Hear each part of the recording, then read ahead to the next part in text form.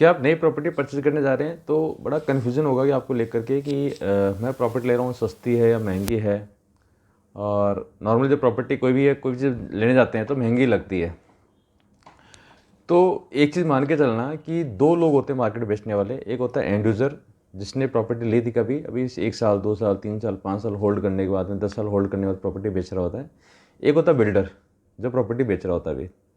तो दोनों के बेचने में दोनों काम करने में फ़र्क है। छोटा सा सिंपल सा फ़र्क होता है कि यदि बिल्डर यदि कोई प्रॉपर्टी बेच रहा है तो उसकी रेटें बहुत ज़्यादा गलत हो नहीं सकती या बहुत ज़्यादा फ़र्क आ नहीं सकता। जैसे अपन सोचते हैं कि अपन कोई डील जब करने जा रहे हैं तो प्रॉपर्टी मान लो प्रॉपर्टी बेच रहा है 25 लाख की या 28 लाख की 30 लाख की, तो अपन लगा 30 लाख मांग रहा तो कम से कम 22-23 लाख में बैठा लूँगा, 25 लाख में मेरा बैठ जाएगा।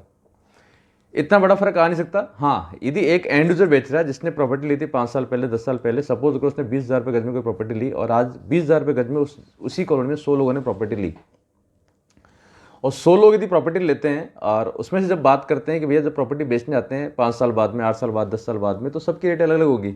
कोई मांगेगा 30,000, कोई 35,000, कोई 40,000, कोई 45,000, कोई 50,000 भी मांग सकता है, क्योंकि सबकी बेचने की उनको एक ही प्रॉपर्टी बेचनी है। और गया कोई ब्रोकर आता किसी से रेट पूछ ली, उसने बोला हाँ साहब इतने बिक जाएगा, इतने बिक जाएगा, बोला एक्चुअल नहीं पता, ग्राउंड लेवल पे नहीं होते। और कुछ लोग बेचने जब अर्जेंट होता है तो बोले भाई मेरे को इतना दिला दो यार, मैं इतने में निकाल दूंगा।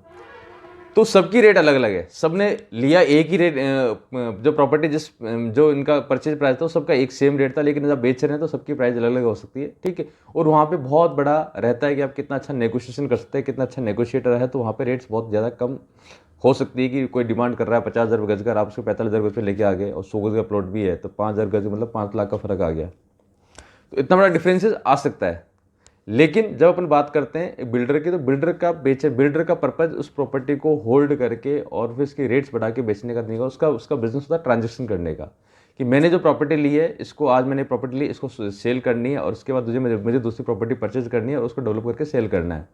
उसको एज सुन एज, यानी लोगों को लगता है कि यार बिल्डर जब प्रॉपर्टी ले रहा है और उसको जब इतनी रेट बढ़ने वाली तो ये इसको खुद ही रख ले, होल्ड कर ले। उसका बिजनेस होल्ड करने में नहीं, जब तक वो एंड जरूर देगा नहीं, एंड जरूर वहाँ पे आके मकान बनाएगा नहीं, प्रॉपर्टी लेगा नहीं और वहाँ पे बाकी चीज़ डेवलप नहीं होगी, तब तक वहाँ पे पैसा बढ़ने वाला नहीं है। तो बिल्डर का पर्पज होता है उस प्रॉपर्टी का ट्रांजैक्शन करना है उसको। तो उसका फिक्स क्राइटेरिया होता है कि भैया मेरा इतने की मेरी लैंड पड़ी, इतना मेरा कॉस्टिंग आएगा, इतना मेरा लीगलिटी का चार्ज लेगा, इतना मुझे पैसा और इन्वेस्टमेंट करना है, इससे मैं डेवलप करके इसको सेल करना है, ये मेरी कॉस्टिंग, ये मेरा मार्जिन, और इतने मेरे को ये सेल करना है। तो उसकी रेट में इतना बड़ा फर्क नहीं आ सकता, बल्कि नेगोशिएशन के आज के जो बिल्डर है और ए क्लास बिल्डर भी है तो उसमें नेगोशिएशन यानी बहुत ज़्यादा फर्क आता नहीं। और मैं कहता हूँ जिस बिल्डर के यहाँ रेट का बहुत ज़्यादा फर्क आ रहा है वहाँ पे एंड यूजर प्रॉपर्टी लेने से पहले सोचना चाहिए, क्योंकि आप जब आपने प्रॉपर्टी ली, आपका बिजनेस नहीं है, आपका प्रोफेशन नहीं है रियल एस्टेट के अंदर। आप तो ठीक है, आपने प्रॉपर्टी ली, आपके पास पैसा था और आपको कहीं बैंक का सपोर्ट लेकर के कुछ पैसा आपका था, वो आपने इन्वेस्टमेंट करके आप तो इन्वेस्टमेंट कर रहे हैं।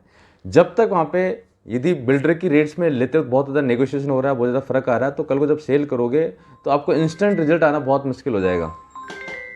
तो आप ऐसी जगह प्रॉपर्टी का प्लान करें, ऐसी जगह प्रॉपर्टी का प्लान करें जहाँ पे बिल्डर की नेगोशिएशन में बहुत ज़्यादा फर्क नहीं है। और बिल्डर का नेगोशिएशन में फर्क आ रहा है तो फिर कहीं ना कहीं जब तक उस एरिया की रेटें बहुत भयंकर तरीके से नहीं बढ़ेगी, तब तक आपको उसमें वहाँ पे ग्रोथ मिलना बहुत मुश्किल हो जाएगा।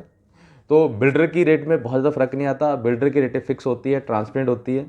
और बिल्डर के साथ आप प्रॉपर्टी ले रहे हैं तो आप मतलब इतना ज़्यादा रेट के चक्कर में यदि अपना डिसीजन डिले करते हैं तो उसके बदले आपको बहुत बड़ी कॉस्टिंग फ्यूचर में अदा करनी होगी। ये जिन लोगों ने प्रॉपर्टी ली है और आज जो प्रॉपर्टी ले रहे हैं और अब जो आने वाली लेने वाली प्रॉपर्टी है उनमें रेट में हमेशा फ़र्क रहता है, तो इसकी एक कॉस्टिंग देनी होती है।